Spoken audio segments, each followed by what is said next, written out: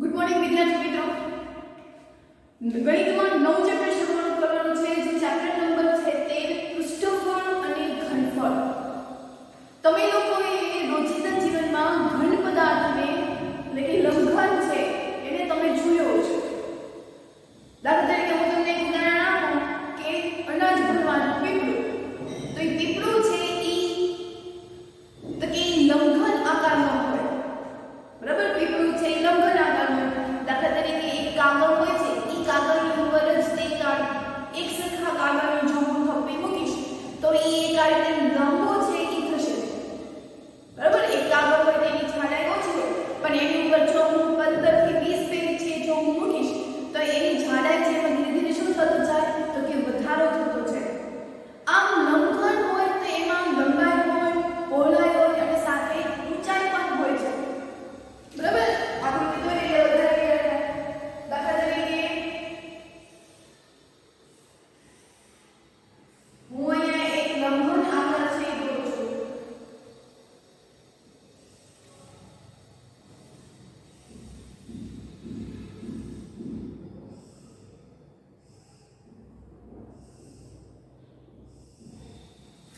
તો આને લંઘન આકારનું છે એ કહી શકાય. એટલે એમાં શું હોય? આ લંબાઈ, આ પહોળાઈ અને આને શું કહેવાય તો કે ઊંચાઈ. આપણે આ ચેપ્ટરનું નામ છે શું છે તો કે પૃષ્ઠફળ અને ઘનફળ.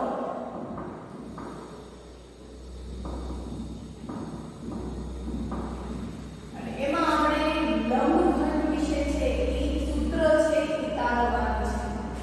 આ લંબઘન આકાર છે કે એવી જ રીતે હું જે ઉદાહરણ આપું કે સિક્કાની આખી થપ્પી.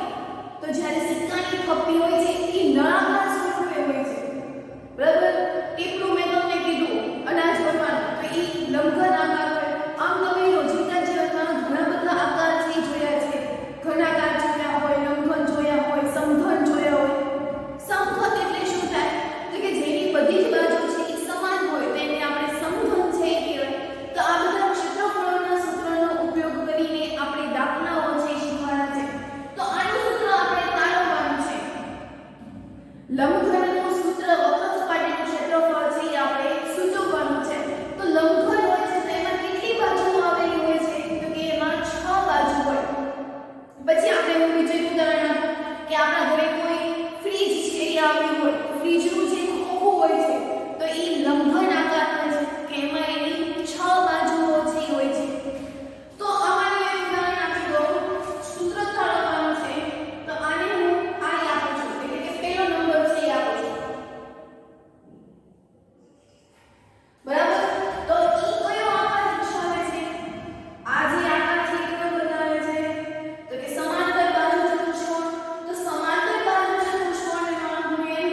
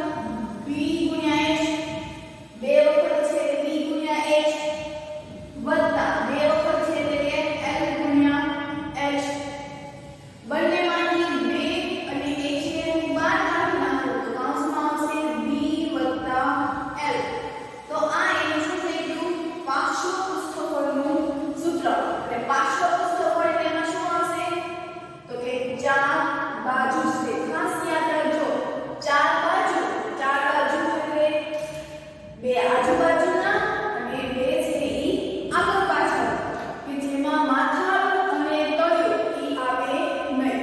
દાખલા તરીકે હું એમ કહું કે મારે મકાનને કલર છે ઈ કરવાનો છે, તો ઈ મારે કલર કરવાનો હોય તો કલર મારે નીચેની ટાઇલ્સે પણ કરવાનો ન હોય અને જે ઉપર જે છજુ છે એને પણ કલર કરવાનો આવતો ન હોય. ત્યાં હંમેશા આપણે વ્હાઈટ કલર છે ઈ કરતા હોઈએ છીએ, બરાબર.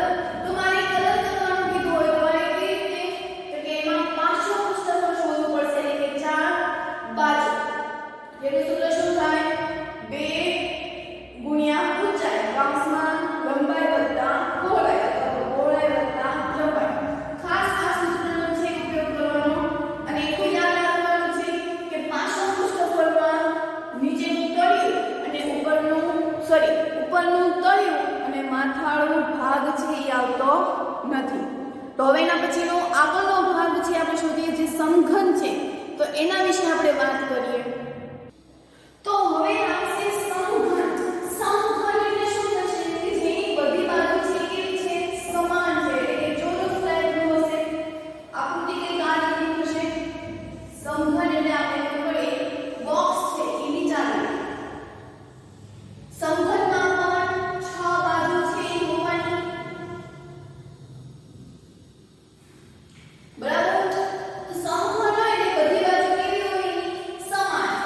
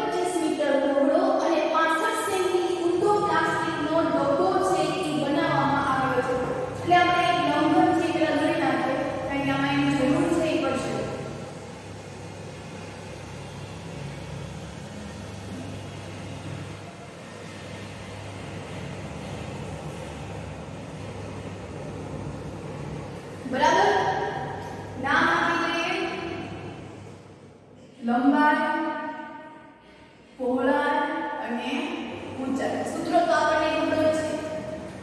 અહીંયા આપણે લંબાઈ કેટલી આપી છે? તો કે 1.5 મીટર. પહોળાઈ એટલે કે b 1.25 મીટર. અને ઊંડો એટલે કે એની ઊંચાઈ કેટલી આપી છે? 65 સેમી. એટલે તમે અહીંયા વિચારો કે 2 એકમ મીટરમાં 1 એકમ સેન્ટીમીટર એટલે સેન્ટીમીટરનો છે એને આપણે મીટરમાં છે ફેરવવું પડશે. તો પહેલા તો આપણે એને ફેરવી નાખીએ કે 1 મીટર બરાબર શું થશે? 100 સેન્ટીમીટર. તો 65 સેન્ટીમીટર હોય ત્યારે કેટલા મીટર થાય? બરાબર? એટલે શું આવશે? 65 ના છેદમાં 100 એટલે 0.65 સેન્ટીમીટર. આપણે આ જે ઊંચાઈ છે શેમાં કરી ગઈ? તો કે સેન્ટીમીટર. બરાબર? એટલે આપણે આ એક શેમાં મળી ગયું? સેન્ટીમીટરમાં. હવે આપણને એવું કીધું છે કે તેનું માથાળું ખુલ્લું છે.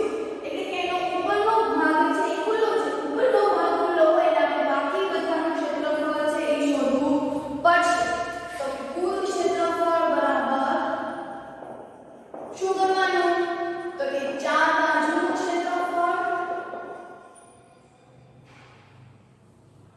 4 બાજુનું ક્ષેત્રફળ વત્તા તળિયાનું ક્ષેત્રફળ છે એ ઉમેરી દો. બરાબર? તો 4 બાજુ એટલે શું હતું? પાર્શ્વનું ક્ષેત્રફળ. જેનું સૂત્ર શું હતું? 2h કૌંસમાં b વત્તા l એટલે l વત્તા b વત્તા તળિયાનું ક્ષેત્રફળ શું હતું? તો કે લંબાઈ ગુણ્યા પહોળાઈ. કિંમત મૂકી દઈએ 2 ગુણ્યા 0.65. b કેટલું આપ્યું છે? 1.25. l કેટલું આપ્યું છે? 1.5 વત્તા 1.5 ગુણ્યા b એટલે 1.25. હવે ગુણાકાર કરીએ તો 65 0.65 ગુણ્યા 2 5 દુ 10 વધી 1 6 બાને 13 વધી 1.2 ગુણ્યા 1 એટલે કેટલો જવાબ આવ્યો? તો કે 1.3. અહીંયા સરળ કરીએ 1.25 વત્તા પોઈન્ટની નીચે પોઈન્ટ અહીંયા 50 બ્રેકેટ લખાય. અહીંયા પોઈન્ટ પછી 0 ની કોઈ વેલ્યુ હોતી નથી. એટલે 2.75 વત્તા હવે આ બધાનો ગુણાકાર કરી નાખ્યો એટલે કે 125 ગુણ્યા 15 0 5 એકા 5 2 એકા 2 1 વત્તા 25 નો 5 વધી 2 5 10 ને 2 12 વધી 1 5 એકા 5 ને 1 6 5 6 7 8 1.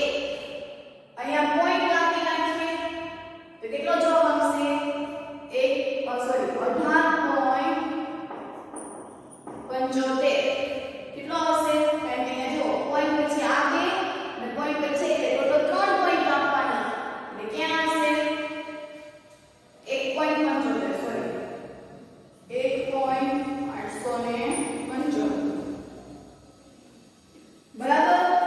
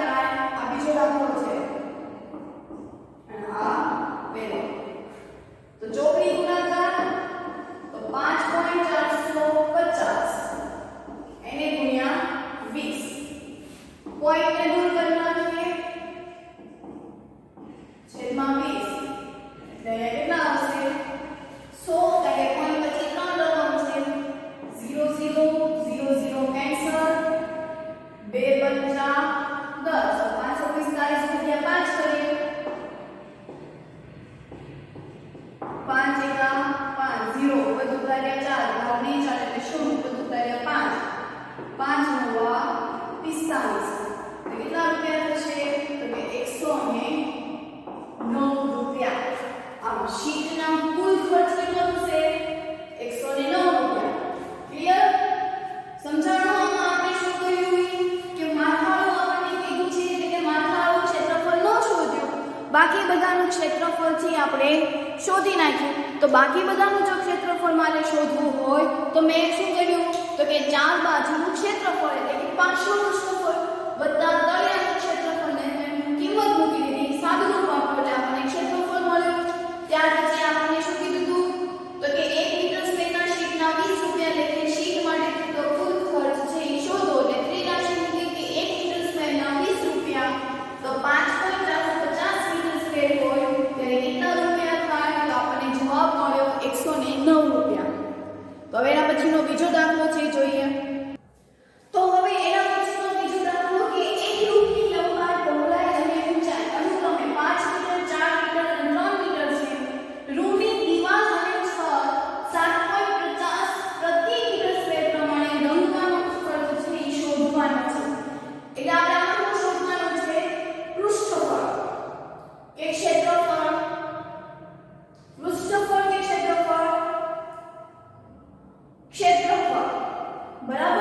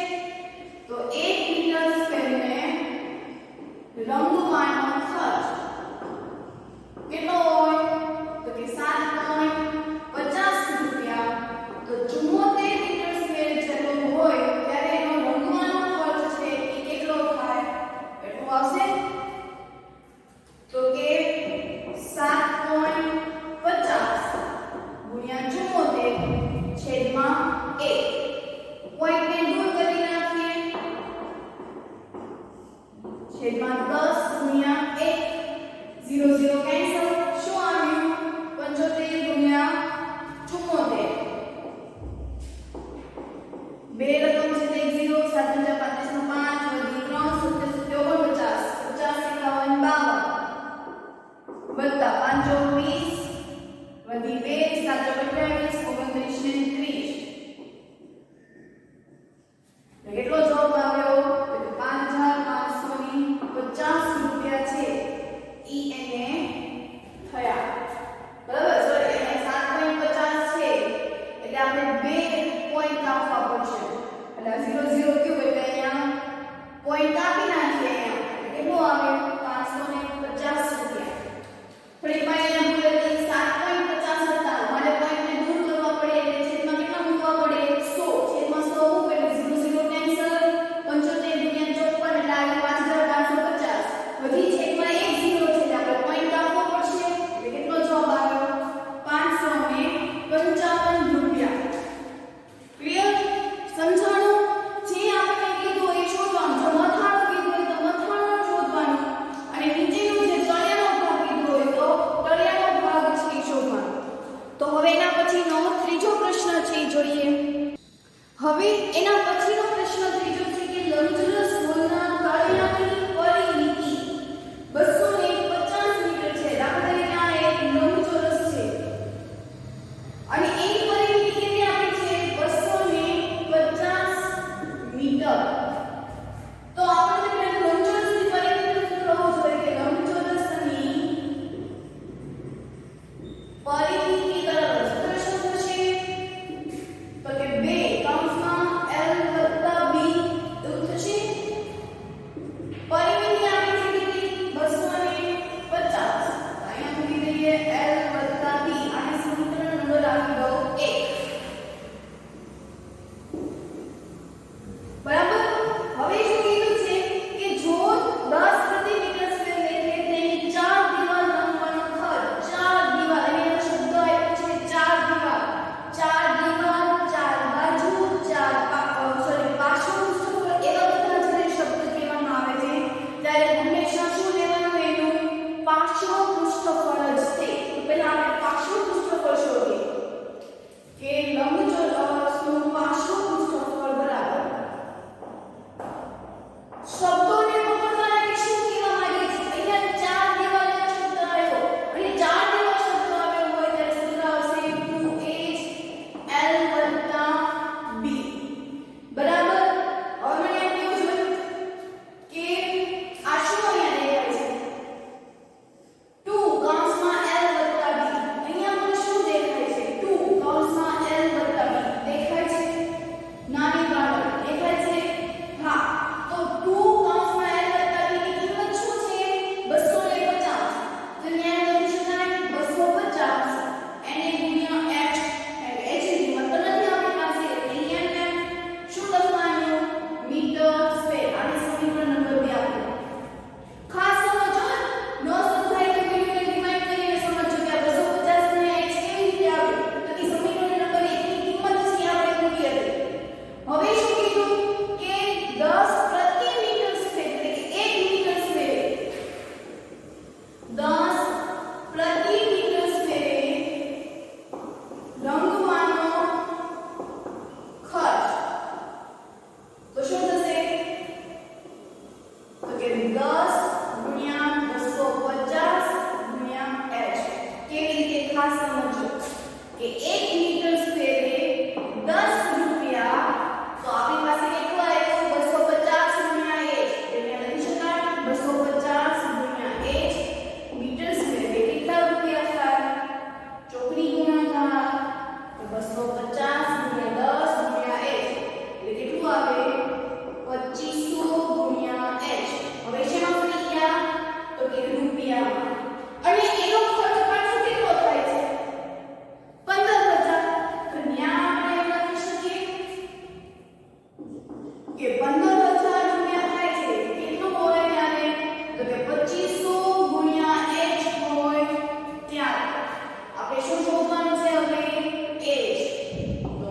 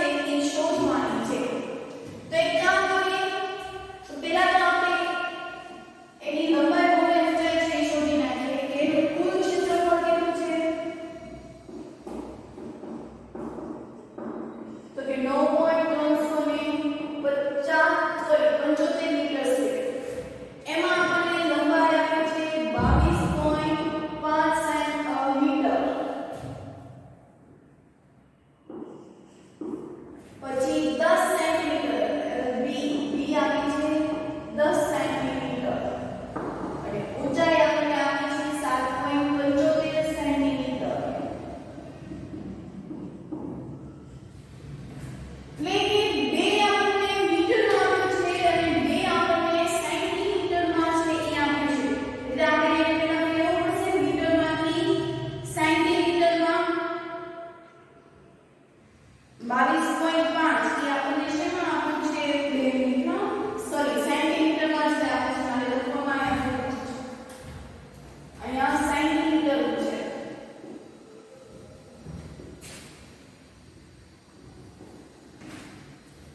બધું સેન્ટીમીટરમાં જ છે તો આપણે આનું શોધવાનું છે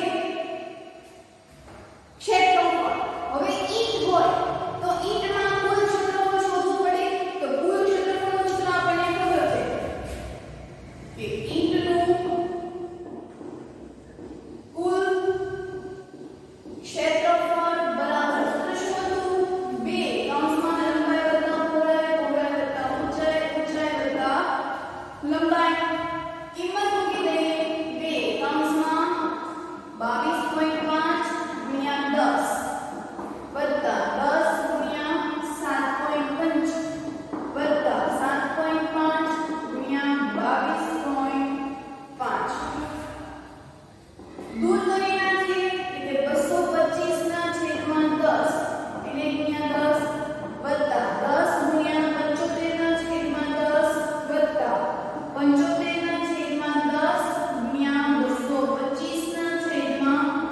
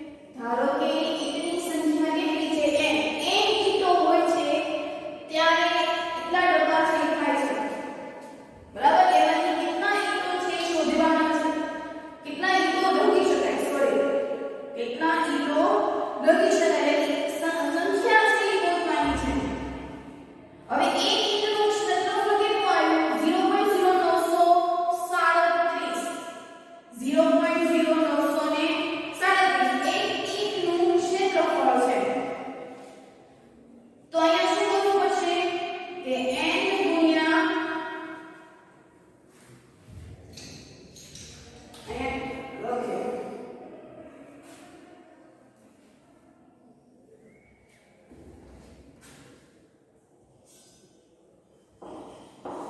n ગુણ્યા 0.0937 પાછળ લખી નાખીએ 50.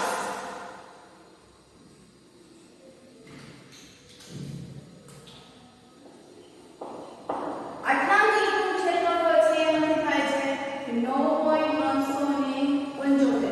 ખાસ સમજો કે બે તો આ એક ઈંટનું ક્ષેત્રફળ છે. એ કેટલી ઈંટો છે નથી ખબર. એક ઈંટનું ક્ષેત્રફળ જો આટલું હોય તો એક ઈંટનું ક્ષેત્રફળ કેટલું થાય? તે રાશિ મૂકી શકાય. લખવું એટલે લખાય કે એક ઈંટનું ક્ષેત્રફળ 0.093750 મીટર સ્ક્વેર છે. તો એક ઈંટ હોય તો એનું ક્ષેત્રફળ કેટલું થાય? તો કે n ગુણ્યા 0.03750 અને એનો કેટલા ડબ્બામાંથી કરવાનો છે? ડબ્બાનું ક્ષેત્રફળ કેટલું છે? તો કે 9.375 મીટર સ્ક્વેર. એટલે કે આટલા ડબ્બામાંથી આટલી ઈંટો છે એ રમવાની છે. તો અહીંયા n શોધવું હોય તો આ કેટલું જાય? આખા છેદમાં 0.09350. બરાબર? પોઈન્ટ ને દૂર કરી નાખીએ. છેદમાં 100. એને ગુણ્યા અહીંયા કેટલા આવશે? તો કે 1 2 3 4 5 6. સોરી, ગુણાકારમાં લખવા પડશે. 1 2 3 4 5 6 આખાના છેદમાં 93750. ખ્યાલ આવે મેં શું કર્યું? આ પોઈન્ટ ને દૂર કર્યો. અહીંયા કેટલા પોઈન્ટ છે? તો કે પોઈન્ટ પછી જેટલા આંકડા હોય ક્યાં આવશે? છેદમાં. છેદનો છેદ ક્યાં જતો રહે? અંશમાં. એટલે કે 1 2 3 4 5 6 એટલે કે એને ગુણ્યા 60 છેદમાં શું લખવાનું?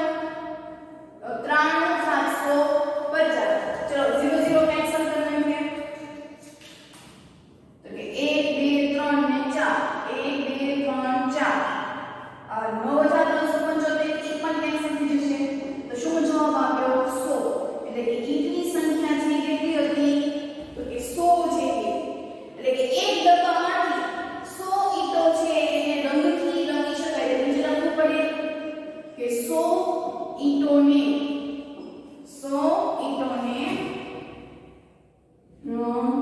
રંગોથી